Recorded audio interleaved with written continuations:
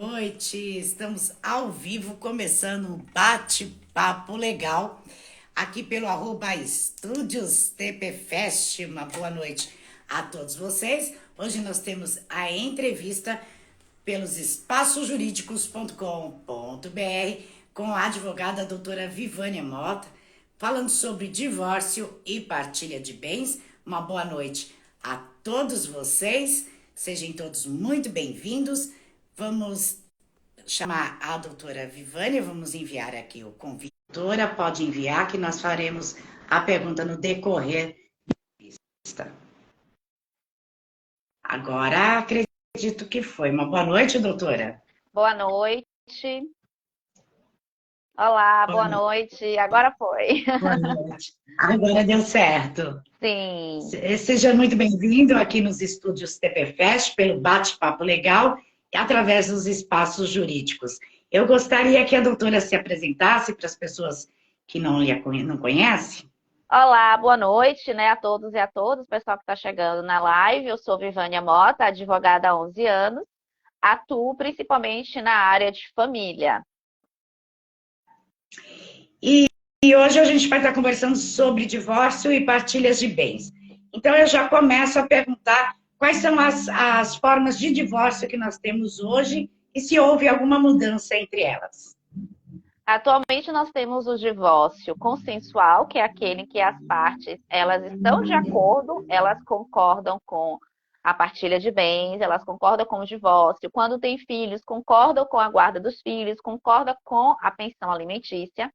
E temos o divórcio litigioso, quando as partes ela não têm esse consenso, seja porque uma parte ela não deseja se divorciar naquele momento, ou não concorda a forma da partilha de bens, ou a guarda dos filhos, ou os alimentos. Temos o divórcio extrajudicial, que foi uma novidade. Ele é feito no cartório, mas desde que haja consenso, não tenha filhos menores, ou que a guarda e alimentos já tenha sido decidida judicialmente. Então, hoje, os principais que nós temos são esses três. E quais são os documentos necessários para dar entrada no divórcio? O principal é a certidão de casamento, né? Exige que seja a certidão atualizada em até 90 dias, então precisa tirar uma segunda via da certidão de casamento, ela tem que ser atualizada com 90 dias. Os documentos pessoais das partes, RG, ou habilitação, comprovante de residência, a documentação dos bens, a certidão de ônus do imóvel, o documento do veículo. Se tem também só contrato de compra e venda, por exemplo, comprou um terreno, comprou um lote, só tem um contrato de compra e venda. Esse contrato de compra e venda, o comprovante de renda também é importante para poder, no caso de uma ação judicial, comprovar ali a sua renda. Esses são os documentos principais. E caso tenha filhos, a certidão de nascimento dos filhos, que é importante também. E é possível dar entrada no divórcio direto, sem dar entrada na separação? Sim, sim. Desde a emenda constitucional 66, que não precisa mais aguardar aqueles 2 anos para poder pedir o divórcio. Hoje a gente fala do divórcio direto. Inclusive, a gente tem o divórcio liminar, porque o divórcio não precisa que a outra parte concorde para que eu me divorcie. Se eu quero me divorciar, é um direito que eu tenho, eu entro com ação e caso a parte não concorde, eu peço ao juiz uma decisão liminar, que conceda ali o divórcio e com aquela decisão eu levo para o cartório de registro civil, onde eu me casei, e faço a verbação do divórcio. E é possível o juiz demorar muito num divórcio consensual para assinar ou só no litigioso que demora muito? Quando a gente fala de judiciário, principalmente aqui na Bahia, a gente sempre sabe quando começa, não sabe quando termina. Então, eu atuo principalmente, né, no território da Bahia. Então, aqui, mesmo sendo consensual, a gente pode ter uma demora, porque tendo bem esse processo, ele vai para a Fazenda Pública para apurar se vai ter imposto ou não. Então, pode-se ter uma demora aí de 6 meses a 1 ano de um divórcio consensual. Então, acaba demorando bem mais Sim. um prazo. Tem como entrar, mas não sabe quando vai terminar, né, O, doutora? o judicial, se for no cartório extrajudicial, já fiz divórcio em 3 dias. Dependendo ali se a documentação está toda correta e se o cartório tem agenda para poder fazer a assinatura da escritura pública, eu faço em 3 dias, em uma semana, de divórcio.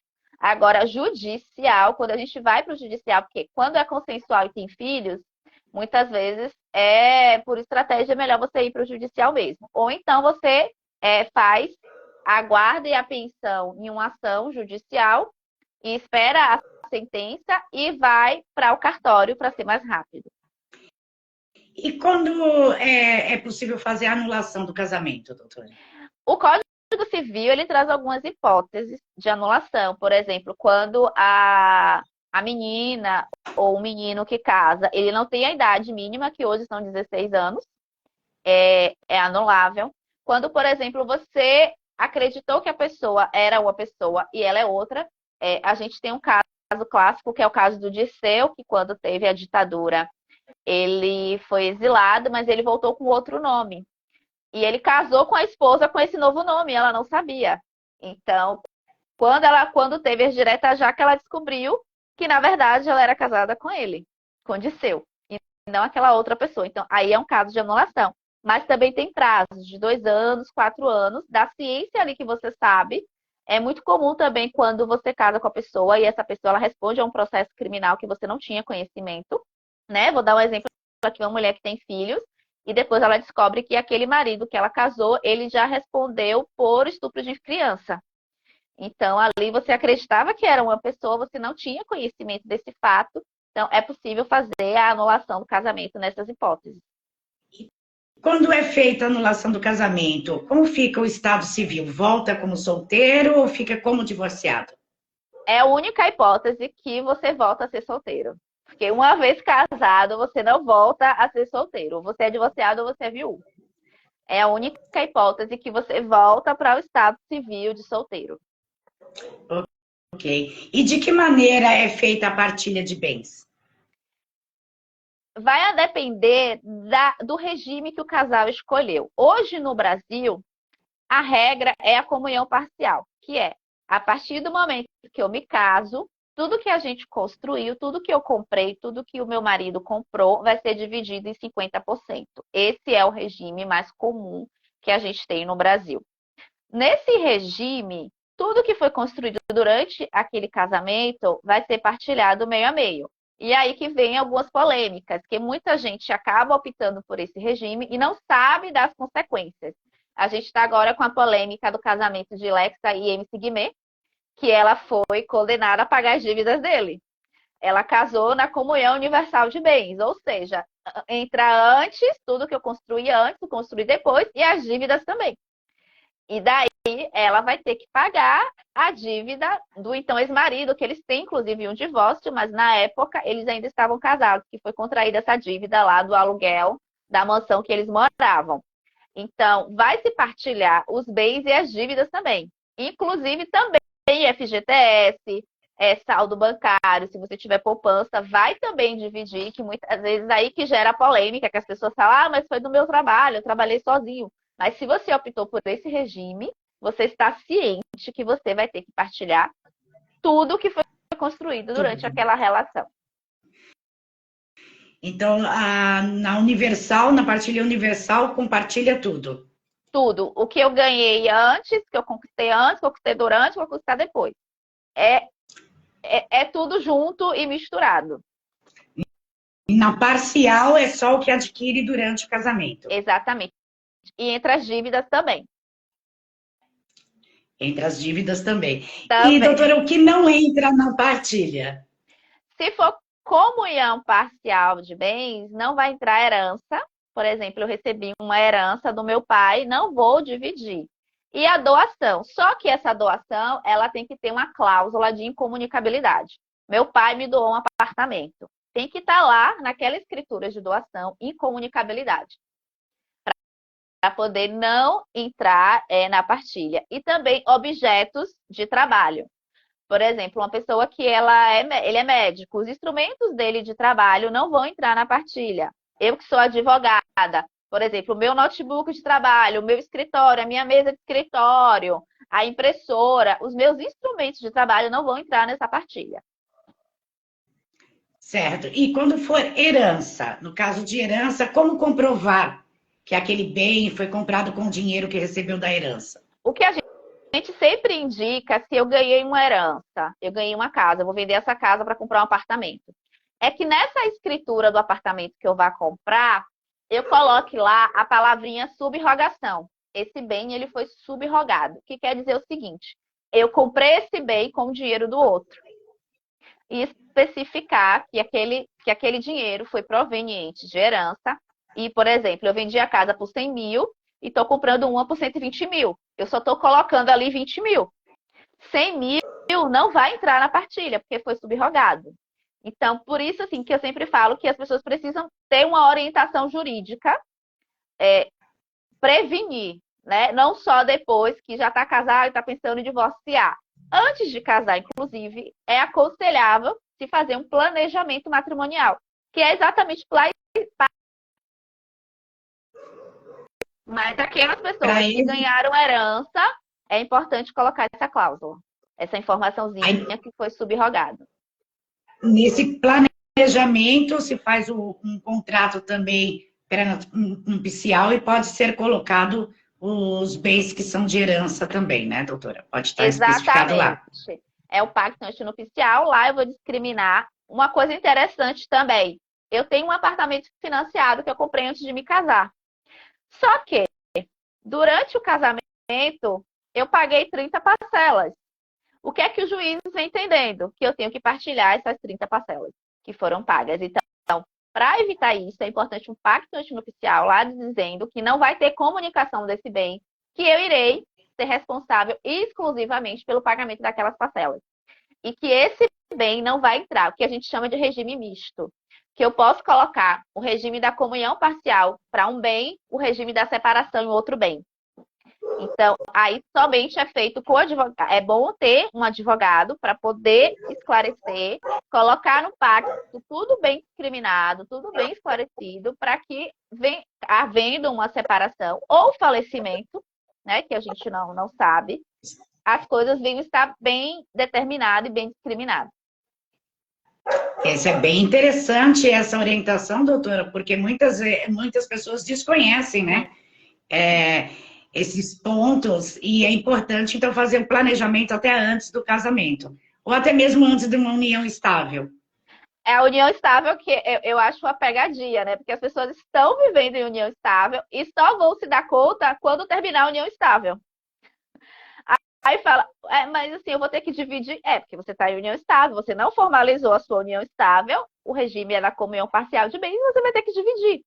Então, é porque a gente vive muito do jeitinho brasileiro, a gente não gosta de formalizar as coisas, a gente acha que quando formaliza, nossa, eu vou fazer um planejamento aqui, é porque já estou querendo casar dizendo que eu vou separar, mas não é isso. O planejamento é organização. E quando eu falo que você vai fazer o planejamento, você inclusive vai proteger o patrimônio do casal. Por exemplo, se você casa na separação de bens e o seu marido, ele contrai uma dívida, os seus bens não vão responder. Então, você já está protegendo a sua família, porque os seus bens não vão responder por aquela dívida. E se for na comunhão parcial, os seus bens vão responder. Então, vai sair do patrimônio que poderia ali ser da família para pagar uma dívida que, se fosse um outro regime, não precisaria. E, doutora, quando ocorre discordância em relação à partilha de bens, esse divórcio, ele vai para o litígio? Sim, ele já nasce litigioso. Quando há qualquer discordância, ele já nasce ali litigioso. E mais um acordo pode acontecer durante o processo. Um acordo ele pode acontecer em qualquer momento. Pode-se nascer um divórcio litigioso e, no final, ele ser um acordo consensual. As partes fazem um acordo e ali fica, então, um divórcio consensual. E quando o cônjuge não tem direito aos bens, ele perde esse direito? Olha, precisa aí analisar, né, o caso concreto, porque é muito difícil, o cônjuge ele não vai ter direito. Vai depender do regime. Que regime foi escolhido, como esse bem foi conquistado, aí ele não teria direito a essa partilha. Mas, assim, na maioria dos casos, o cônjuge, seja a esposa ou o esposo, ele vai ter direito à partilha de bens. O que às vezes é uma confusão é quando alguém fala assim, ele traiu, ele perdeu o direito dos bens. Não, uma coisa não tem nada a ver com a outra. O que a justiça hoje entende que em caso de traição, aquela pessoa que traiu não teria direito à pensão alimentícia. Seria, digamos assim, a punição. Mas ainda tem algumas exceções. Se a pessoa não tem como se manter, é determinado ali um mínimo para que ela se mantenha. Então, assim, é tudo muito caso a caso. Mas, em regra, aquele, dependendo do regime, vai ter, sim, direito à partilha de bens. Salvo se for uma separação de bens, com um pacto antinupcial, a pessoa ali, o que tem, que a outra parte conquistou, ela não vai ter direito. E agora a gente vai para a parte dos internautas. A gente tem a doutora Michele Araújo falando aqui que é muito difícil hoje ter acordo. Existe um acordo hoje em dia. Ela disse aqui que é muito difícil. Para quem está na live e quiser enviar pergunta para a doutora, pode ficar à vontade, que a gente faz a pergunta para ela aqui. E a gente tem a pergunta do Francisco Garcia, enviado pelas redes sociais. Ele é de Goiânia. Ele pergunta: os filhos podem ser testemunha no divórcio litigioso? Sim, os filhos podem ser testemunha. Agora sim, a gente tem que ter um cuidado. Você não vai colocar uma criança para ser testemunha no divórcio litigioso. Aí, hoje, o que é que a justiça entende? Que crianças, né, que seria já adolescente, a partir de 12 anos, eles podem ser ouvidos. Mas isso também requer todo um preparo, né? Aqui, por exemplo, na Bahia, a gente tem uma escuta que participa de psicólogos participam, porque é totalmente diferente você colocar uma adolescente de 12, 14 anos para ser testemunha do que um adulto.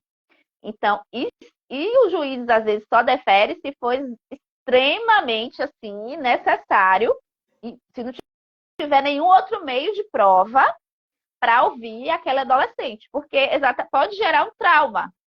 Por exemplo, eu estou falando mal da minha mãe, eu estou falando mal do meu pai. Então, é muito cuidadoso um filho ele depor em um processo de divórcio litigioso. Sempre vai se buscar outros meios de prova. E, no último caso, esse testemunho ele vai ser assistido por psicólogo para tentar ser menos traumático possível para esse adolescente. Criança, pelo menos, eu nunca vi ser deferido, por conta de toda a situação. Ok. E a gente tem a pergunta do Anderson, de São Paulo. Ele pergunta: quando o casal está de acordo com o divórcio, mas não está de acordo com a partilha de bens, como deve funcionar esse divórcio? Aí você pode fazer o divórcio. Eu, como advogada, não recomendo. Mas você pode fazer o divórcio, que vocês estão de acordo, e deixar a partilha de bens para depois. Só que a gente está falando de brasileiro. Esse depois, né? Sempre vai dar mais confusão do que se tivesse feito antes. Por quê? As situações mudam. Às vezes as pessoas vendem o apartamento, vendem o imóvel naquele contrato de compra e venda. Eu passei o carro para o vizinho. E agora? Como é que vai achar onde é que está esse carro para poder fazer a partilha? E aí, cadê o documento do carro? Quanto esse carro vale? Então, isso dificulta, pode gerar mais conflitos, pode gerar o perecimento desses bens sumirem, é muito mais fácil você sumir com o bem também, e do que você fazer logo tudo. Mas existe essa possibilidade de você fazer o divórcio e deixar a partilha de bens para depois. Inclusive, os juízes também, eles não gostam muito, porque sabem que lá na frente vai dar confusão.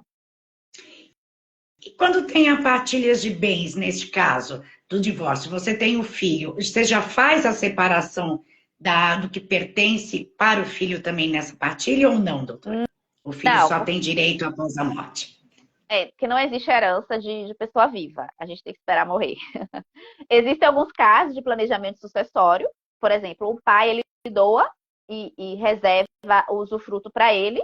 É um caso, teoricamente, né, que você está ali adiantando a herança, mas o pai ele está usufruindo, ele está morando, não, ele tá morando na casa. Se ele quiser alugar, o aluguel é dele.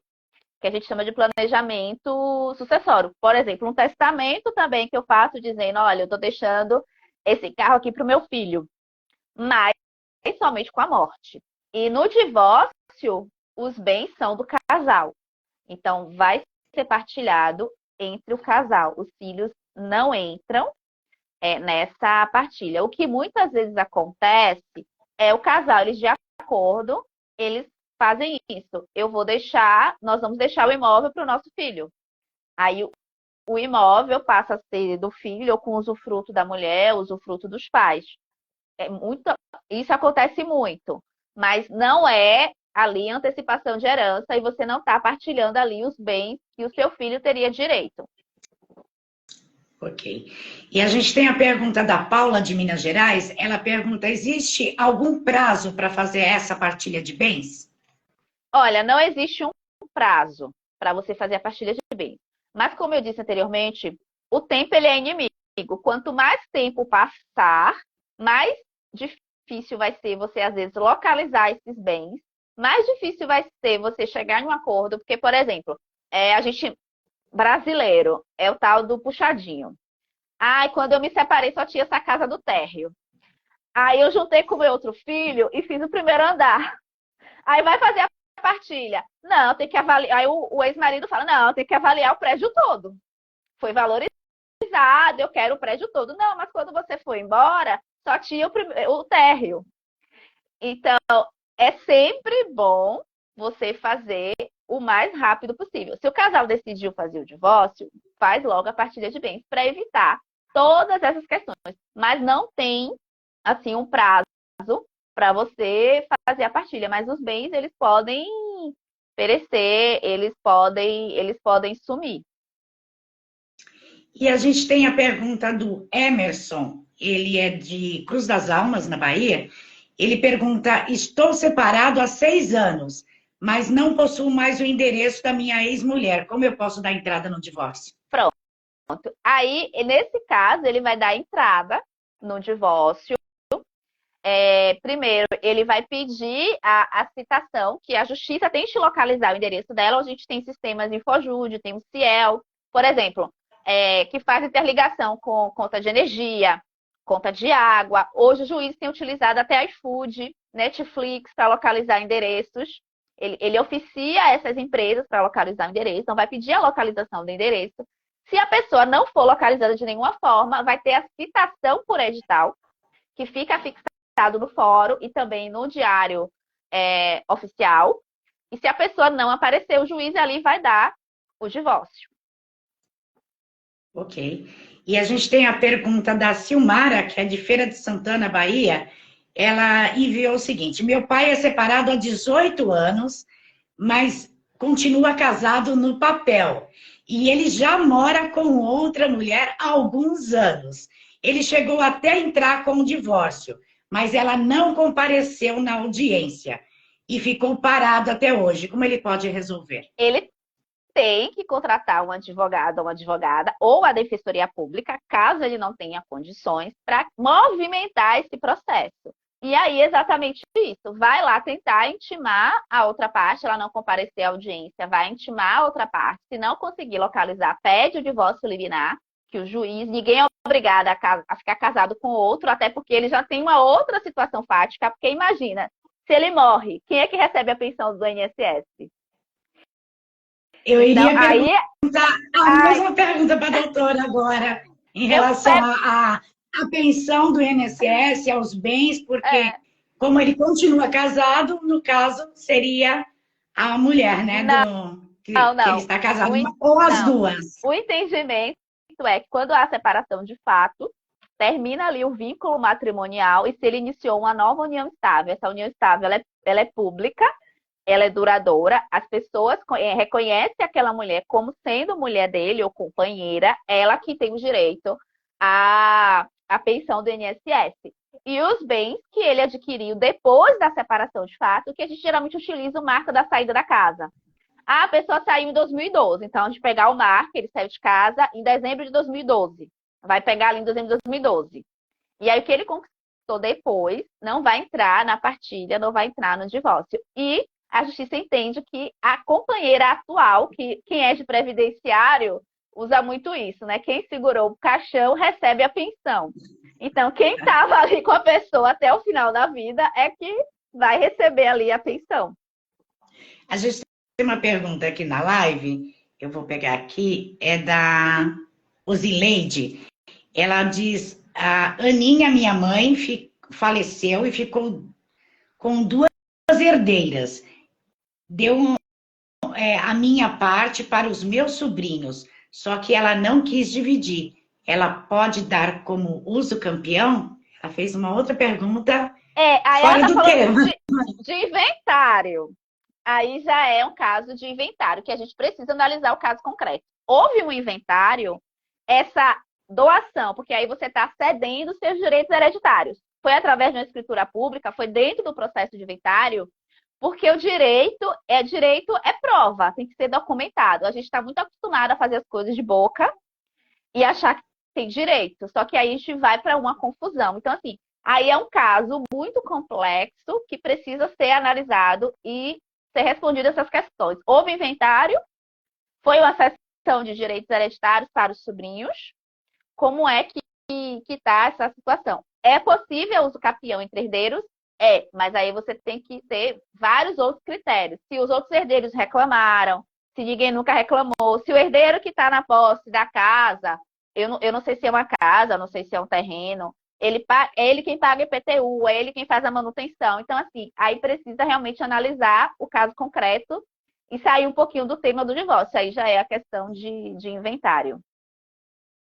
E a gente tem a pergunta da Neuza, quem viu aqui na live também. Ela diz: se o casal tiver dois filhos, um adotivo e o outro sanguíneo, o irmão sanguíneo pode negar os bens para o irmão adotivo após os pais falecerem? Aí também está entrando na questão de que a gente chama de sucessão, né? Que entra no inventário. Mas não. No Brasil não há distinção entre filho adotivo e filho biológico. E hoje a gente tem a figura do filho socioafetivo, que é eu posso criar o meu enteado como meu filho, eu sou mãe socioafetiva dele. Ou o padrasto cria a enteada como filha, reconhece ali como filha, um chama o outro de pai e filho, e ali você tem uma paternidade socioafetiva que é também reconhecida, vai ter os mesmos direitos que aquele filho biológico. Ok. E a gente vai para a pergunta da Gislaine Silva, de Minas Gerais. Ela pergunta se é possível fazer o divórcio no cartório tendo filhos. É possível, sim. É Gislaine o nome dela? É possível. Gislaine Silva. Só que aí o que acontece? Quando eu analiso o caso para ver, né, como é que a gente vai para a estratégia. O que é que a gente utiliza hoje? É permitido, né, pelos cartórios. Aqui na Bahia a gente faz isso. Eu entro primeiro com a guarda consensual e pensão alimentícia consensual.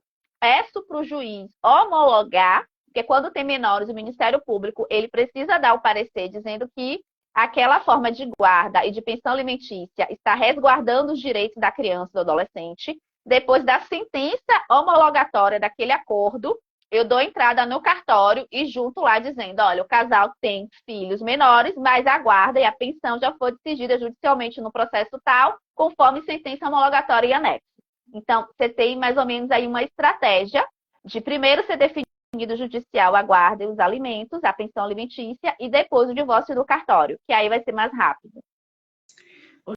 Ok, a gente tem a pergunta aqui na live da Ney Andrade, acho que é Ney Andrade.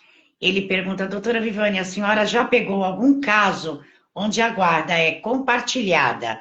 O filho fica uma semana com a mãe e a outra semana com o pai. A pensão é descontada em uma porcentagem do salário da mãe e do pai, ou do pai? Olha, aí na verdade a gente tem uma confusão. Existe uma guarda compartilhada, mas residência alternada. E aí o que acontece? Eu nunca peguei nenhum caso que o pai paga a pensão e a mãe paga a pensão. Até porque, mesmo que seja guarda compartilhada, vai ter um genitor que vai receber a pensão. Por quê? A criança ela tem gastos fixos. A escola da criança é fixa, o transporte escolar da criança é fixa, o plano de saúde é fixo, o dentista é fixo, o tênis. Então, são valores fechados. Então, aí vai depender também do acordo dos pais. Se os pais falam, olha, nós vamos dividir 50% todos os gastos da criança, geralmente é quando os pais ganham parecido. Um ganha 5 mil, outro ganha 5 mil. Vamos, então, a criança gasta 2 mil, fica 1.000 para mim, 1.000 para você. Então, esse caso, eu nunca peguei de descontar o salário dos dois pais, porque aí você tem uma confusão. Sempre a criança vai estar sobre, mesmo na guarda compartilhada, teria uma residência de referência e ou o pai paga a pensão, né, para a mãe que representa a criança, ou a mãe paga a pensão para o pai que representa a criança. Dessa forma aí vai ter confusão. Ou então cada um arca com os custos. Eu tenho um caso que, assim, existem os gastos, eu fiz um acordo, os gastos fixos da criança, que é escola, plano de saúde, e os outros gastos, por exemplo, a alimentação, o lanche da criança, naquele período que está com a mãe, fica a cargo da mãe, e quando está com o pai, fica a cargo do pai. Mas existem gastos fixos que são divididos. Então, aí precisa realmente analisar esse caso concreto. Mas eu nunca vi essa decisão de descontar a pensão do pai e da mãe. Ok. E a gente vai então para a pergunta do Marco Antônio, que é do Espírito Santo. Ele enviou, quando se configura abandono de lar, gostaria de saber se perde o direito dos bens, mesmo que tenha sido adquirido com valores recebidos de herança? Pronto, é uma pergunta muito interessante e aí vai muito polêmica, que você vai ter decisões, porque aí esse bem foi adquirido de herança, né? Então, assim, vai ter muita polêmica. Não tem ainda uma decisão dizendo assim, olha, é dessa forma. O que acontece com o abandono de lar? A lei diz que aquele que abandonar o lar por 2 anos não voltar. É muito comum o homem sair de casa, vai comprar cigarros, né? Vai Não comprar volta mais. cigarro e não volta mais. E aí, depois de 10 anos, ele volta. Eu quero minha parte da casa. Sinto muito, mas você não vai ter. Porque aí a mulher ela pode entrar com o uso capião familiar e pedir que seja decretado ali o abandono de lar e a perda do direito daquele bem, daquele que abandonou o lar. Aí a gente vem para outra situação específica. Olha, aquele bem era exclusivo meu. Era exclusivo meu. Então, eu entendo que não se aplicaria a uso capião. Se for um bem exclusivo, não se aplicaria a uso capião. Ou se aplicaria a uso capião, por exemplo, que já tem um prazo maior. A uso capião ordinária, que são 5 anos, ou a extraordinária, que são 10, 15 anos. Então, essa do abandono do lar, eu entendo que não se aplicaria. Mas aí você vai ter decisões que entende que sim, que aí houve ali a uso capião. Porque aí vai estar misturando 2 institutos. Direito de família, direito imobiliário ali, uso capião. Então, é polêmico, você não vai achar decisões unânimes, tá? Eu só dei aqui o meu entendimento, porque você não perde aquilo que é seu, só seu. Ou teria que entrar na regra da uso capião lá do Código Civil, estabelecendo tempos exclusivos, sem ser questionado. Então, teria que analisar também o caso concreto. Mas se abandonar 2 anos, foi comprar cigarros e não voltou, se você voltar 2 anos e um dia depois, você perdeu. Ok. E a gente tem a última pergunta enviada pelas redes sociais, que é do Júlio Souza, que é de São Luís do Maranhão.